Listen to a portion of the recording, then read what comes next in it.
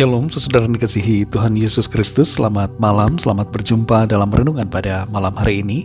Saya mengucap syukur untuk berkat kebaikan Tuhan, dan saya percaya saudara semua juga ada dalam kebaikan dan kemurahan Tuhan senantiasa.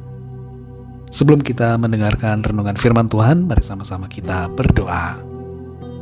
Bapa kami yang di sorga, Bapa yang sungguh sangat baik, Bapa dalam nama Tuhan Yesus Kristus, kami mengucap syukur untuk penyertaan dan pimpinan Tuhan di sepanjang hari ini. Oleh karena kekuatan dan hikmat-Mu, kami dapat melakukan segala tugas aktivitas kami. Saat ini kami mau mendengarkan sabda firman-Mu. Jamah hati kami Tuhan, berikan pengertian untuk memahami akan kehendak-Mu. Dalam nama Tuhan Yesus kami berdoa. Haleluya, amin. Saudara yang dikasihi Tuhan, pembacaan Alkitab kita pada saat ini terdapat dalam kitab Nabi Yehezkiel pasal 44 sampai 45. Saudara dapat membacanya secara pribadi setelah mendengarkan renungan ini. Saya akan membaca Yehezkiel 45 ayat 10 dan 11. Tertulis demikian. Neraca yang betul, eva yang betul, dan bat yang betullah patut ada padamu. Sepatutnya lah eva dan bat mempunyai ukuran yang sama yang ditera, sehingga satu bat isinya 1/10 homer, dan satu eva ialah 1/10 homer juga. Jadi menurut homer lah ukuran-ukuran itu ditera.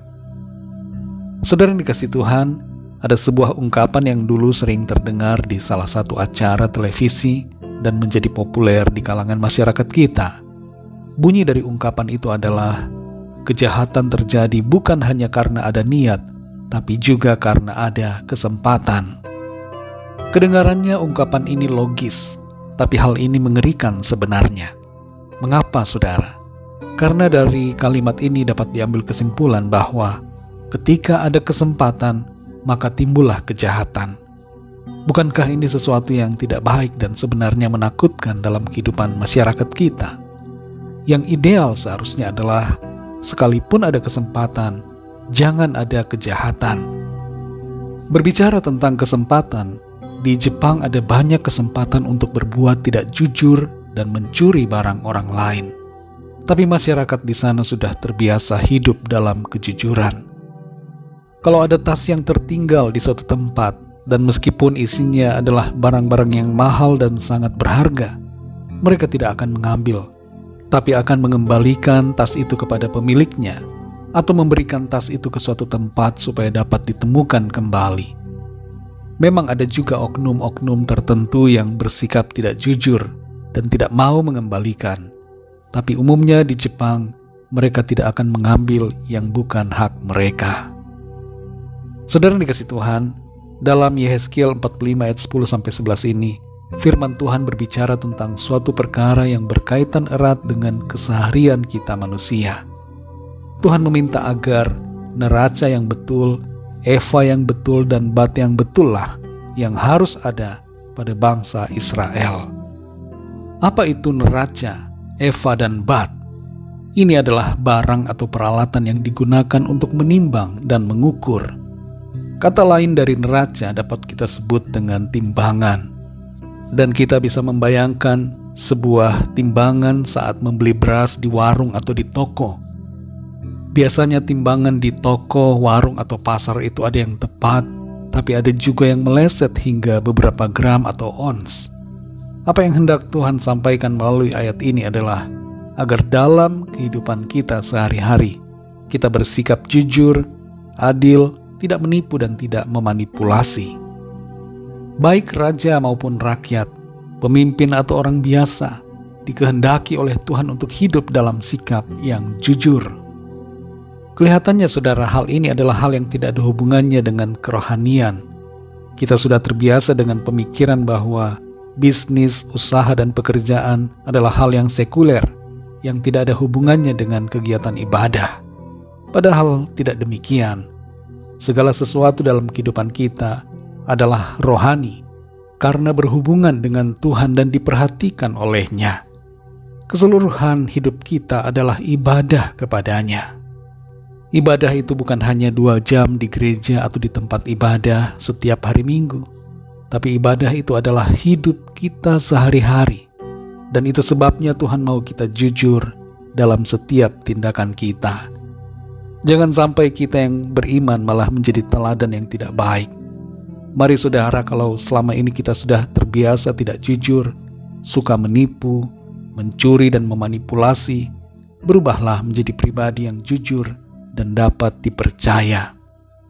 Mungkin tidak ada CCTV yang memonitor tindakan kita, tapi mata Tuhan selalu tertuju kepada kita, melihat apa yang kita lakukan. Mari hiduplah dalam kejujuran, karena ada berkat bagi setiap orang yang jujur. Mari kita berdoa, saudara.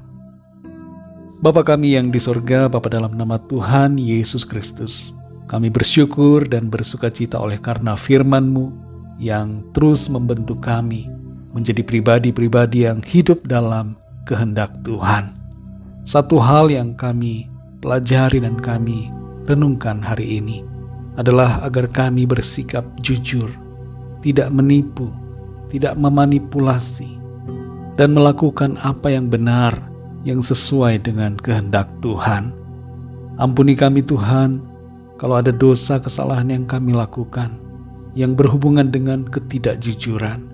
Kalau selama ini kami terbiasa suka menipu, memanipulasi, ampunilah kami ya Bapa. Kami mau hidup jujur, hidup benar, setia melakukan firman Tuhan. Terima kasih ya Bapa untuk kasih-Mu. Terima kasih untuk tuntunan firman-Mu yang terus membimbing kami untuk berada dalam kebenaran-Mu. Berkati kami ya Tuhan di sepanjang malam hari ini, dalam istirahat kami. Berikan kami tidur yang nyenyak, dan bangunkan kami kembali besok pagi dengan kekuatan yang baru. Tubuh yang sehat diberkati Tuhan, untuk kami pakai memuliakan nama Tuhan dalam segala aktivitas kami. Kami berdoa, mohon lawatan Tuhan atas setiap kami yang sedang dalam pergumulan, masalah, persoalan, sakit, penyakit, agar Tuhan Engkau menjamah, memberikan kesembuhan, memberikan pertolongan, jalan keluar bagi setiap kami. Setiap permohonan doa kami bawa kepadamu Tuhan. Biarlah Engkau yang memberikan jawaban kepada setiap kami masing-masing sesuai dengan apa yang kami perlukan. Kami percaya kami alami kemenangan, sukacita dan berkat-berkat Tuhan. Terpujilah nama-Mu ya Bapa. Hanya dalam nama-Mu yang kudus, nama Tuhan Yesus Kristus, kami sudah berdoa dan mengucap syukur. Haleluya. Amin. Puji Tuhan, saudara yang dikasihi Tuhan, saya percaya firman Tuhan menjadi berkat dan kekuatan buat saudara semua, dan Roh Kudus akan menolong saudara untuk lebih lagi memahami kebenaran firman Tuhan. Saudara semua dapat melanjutkan doa secara pribadi dan meminta kepada Tuhan hal-hal yang Tuhan taruhkan dalam hati saudara untuk didoakan.